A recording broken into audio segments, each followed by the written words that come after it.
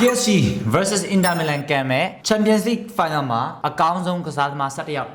်ကျွန်တော်နဲ့တူထုတ်ကြမယ် formation လေးကတော့ 4-3-3 နဲ့သွားမယ် 4-3-3 formation မှာဘယ်နေရာမှာဘယ်သူပါတင်တာဘယ်သူကန်တင်တာလဲဘယ်သူကပိုကောင်းတာလဲဆိုတော့ရွေးကြမယ်အခုကတော့ combine starting 11လောက်ကြတာပေါ့ဗျာဆိုတော့ကြည်နေတဲ့ပြတ်သက်လေးတိုက်တဲ့ပုံစံမျိုးလေးရှိတယ်ဆိုရင်တော့ comment တွေမှာရေးပေးထားပါဒီဗီဒီယို IBC ဘက်က sponsor ပေးထားပါတယ်ကျွန်တော်တို့ campaign နဲ့ဟာတွေအကုန်လုံးကို launch ချင်တယ်ဒါမှမဟုတ် back end ချင်တယ်ဆိုရင်တော့ IBC ဘက်ကနေ launch လုပ်ရပါတယ်ဆိုတော့ကိုသမားအနေနဲ့ကြည့်မယ်ဆိုရင်ဘယ်သူရွေးတင်လဲရန်ဆောင်ပါဗောရန်ဆောင်ပါဒေါ်နာရူမာကတော့100ဒီလုံးအမှားမရှိဘူးတအားကောင်းတယ်ဒါပေမဲ့ရန်ဆောင်ပါကြောင့်အင်တာမီလန်က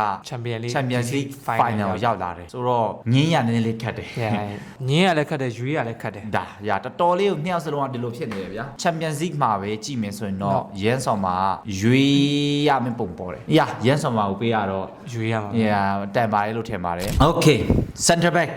က2ယောက်နှစ်ယောက်နေရာမှာငါအနေနဲ့ဆိုရင်တော့ PSG ကမာကွင်ညိုနဲ့အင်တာမီလန်ကဘတ်စတိုနီဒီကတော့ဘယ်သူမှငင်းမယ်မထင်ဘူးနှစ်သင်းစလုံးရဲ့အကောင်းဆုံး CB တွေပေါ့နော် center back ဒီနှစ်ယောက်မရှိဘူးဆိုရင်တော့နှစ်သင်းစလုံးကတော်တော်လေးကိုတိုင်ပတ်မှာဆိုတော့ဒီနှစ်ယောက်ကတော့ကျွန်တော်လည်း agree လုပ်တယ်ဆိုတော့ပရိသတ်တွေလည်းကြည်နေတဲ့ပရိသတ်တွေထောက်ခံမယ်လို့ထင်ပါတယ် Okay right wing back နေရာwing back နေရာမှာ Hakimi ရွေးတင်လား Dumfries ရွေးတင်လားအဲ့နေရာပြောမှဆိုရွေးရအခက်ဆုံးနေရာပြောလို့ရတယ် Hakimi ဒီကဒီတအားကောင်းတယ်ဟုတ်တယ်အာဆင်နဲ့ပွဲမှာလည်းတအားကောင်းတယ် defense အရာဆိုရင်တအားကောင်းတယ် Martinelli ကိုကလေးလိုဆက်ဆံတာဒါပေမဲ့ Dumfries ဆိုလေးတွားကြည့်မယ်ဘာစီလိုနာနဲ့ပွဲမှာအကောင်းဆုံးပါ Dumfries မရှိခဲ့ဘူးဆိုရင်တော့ကိုအလောက်ရမှာမဟုတ်ဘူးရွေးရတော်ခက်တယ်ကျွန်တော်ကတော့ Hakimi ရွေးမယ်နှစ်ယောက်လုံးရွေးရခတ်တယ်ဒါပေမဲ့ချန်ပီယံလိဖြစ်တဲ့အတွက်ငါတို့ဒန်ဖရီကိုရွေးချင်တယ်ဆိုတော့နှစ်ယောက်စလုံးလေးကိုထည့်လိုက်မယ်ဘာလို့ဆိုတော့ညင်ဒီဟာဆုံးဖြတ်တော်ခက်တယ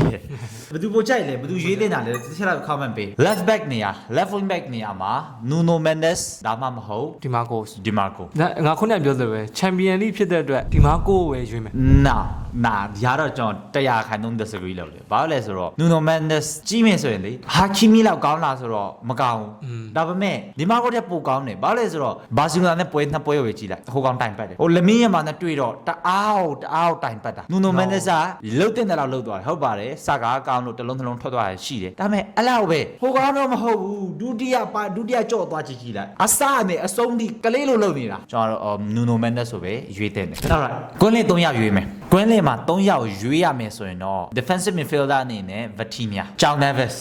ပြီးကြရင် Barella အဲ့3ယောက်3ချင်ကျွန်တော်ဆိုရင်တော့မင်းဘယ်သူရွေးချင်လဲကျွန်တော်ဆိုရင်တော့ Vitinha ရယ် Barella ရယ်ပြီးတော့ Calhanoglu midfield ကျတော့မင်းကြတဲ့ပုံစံနဲ့တွားလိုက်မယ်midfield Vitinha, Calhanoglu, Barella 3ယောက်ပေါ့နော်တော်တော်လေးတော့ solid ဖြစ်ပါတယ် 4-3-3 formation နဲ့တွားမယ်ဆိုရင်တော့တော်တော်လေးကို okay တဲ့ midfield လို့ပြောရမှာပေါ့ဗျာအခုကျွန်တော်တို့ရွေးရတယ်မှာတိုက်စစ်3ယောက်ကျန်တယ်ပေါ့နော်တိုက်စစ်3မှာဆိုရင်တော့ကျွန်တော်အနေနဲ့ဒီ left winger မှာတော့ desire တို့တွေထားခြင်းနဲ့လူငယ်ပေမဲ့သူကစားပုံကပြောပြနေကြမလို့ဟုတ်အာဆင်နယ်ကိုလည်းမွေသွားတာမနေပဲdesire တို့တွေထားမယ်ဒီဘက် left winger မှာတော့ Varis Kilia ပေါ့အဲ့လိုထားခြင်းနဲ့ဗျာတိုက်စစ်ထောင်မှာတော့ Dembele ပေါ့Dembeleဟိုကျွန်တော်ဒီဟာ PSG ရဲ့ front three ပဲပေါ့ကွာ PSG ရဲ့ရှေ့တန်းအောင်ပဲတုံးချင်တယ်ဘာလို့လဲဆိုတော့တယောက်နဲ့တယောက်ရှင်မယ်ဗျာနေရာချင်းပဲရှင်မယ်ဆိုရင်တော့မမီဘူးတူရာမဆိုရင် shooting တအားညံ့တယ်ဘာကြီးမှမသိဘူးအင်တာနဲ့ဘာစီလိုနာပွဲကိုကြည့်မှာဆိုရင်သူတော်တော်လေးကိုညံ့တယ်သူဂိုးသွင်းတဲ့နေရာပေါ့ကွာအရှိရောက်ပြီဆိုရင်တော်တော်လေးကိုတိုင်ပတ်တယ်ယုံအားတော့တအားကောင်းတယ်ဘာလို့ဆိုခန္ဓာကလည်းနဲတာမဟုတ်အရက်ကလေးရှည်တယ်ခန္ဓာကလည်းရှည်ထွားတယ် strength ကလည်းstrength ကလည်းနဲတာမဟုတ်ဟိုနောက်ဆုံးရသွားတဲ့တွင်းသားရဲ့အလုံးဆိုရင်လေသူစီကနေထွက်တယ်အဲ့လိုနေရာမှာလည်းကောင်းတယ်ဘောလုံးယူတာ whole player တအားကောင်းတာပေါ့နော်ဘောလုံးယူတာဘောလုံးထိန်းတယ်ဘောလုံးထုတ်တယ်အဲ့နေရာမှာတော့တအားကောင်းတယ်ဒါပေမဲ့ကိုးသွင်းတဲ့နေရာမှာဆိုတော့ Dembele ကိုတစ်စက်မှတော့မမီဘူးတအားကိုကွာလုံးတယ်အမွေနောက်ကနေပါနော်အမွေနောက်ကလည်းကောင်းတယ်ဆိုပေမဲ့ဒမ်ဘီလီထက်ဆိုင်တော့နည်းနည်းလေးအားနည်းလို့ပြောလို့ရတယ်ဒမ်ဘီလီမှွေတာဒါပေါ့မှွေနိုင်စွမ်းရှိတယ်မှွေတာကောင်းတယ်ဒမ်ဘီလီကပုံမှွေနိုင်တယ်ကိုးသွင်းတာလေဒါမှမဟုတ်ပို့သွင်းတယ် assist ဆိုရင်လေဒမ်ဘီလီကပို့ရတယ်ဟိုကောင်ကလေ Lisandro Martinez fit ဖြစ်ရင်တော့မှ तू ကန်လို့ရရင်တော့မှဒမ်ဘီလီကိုမမြူဒီယာဒီအရင်ယာဒီကိုပြောမယ်ဆိုရင်တမျိုးကွာဒီယာဒီမိလားဆိုမမြူဆိုတော့ဒမ်ဘီလီကတူရာမေရဲ့ရှေ့မှာရှိတဲ့နဲ့desire ဒူတွေနဲ့ Varis Kilia ကိုတခြားသူတွေမမီဘူးတစ်စက်မှတော့မမီဘူးဆိုတော့ front 3အနေနဲ့ဆိုရင်ကျွန်တော်တို့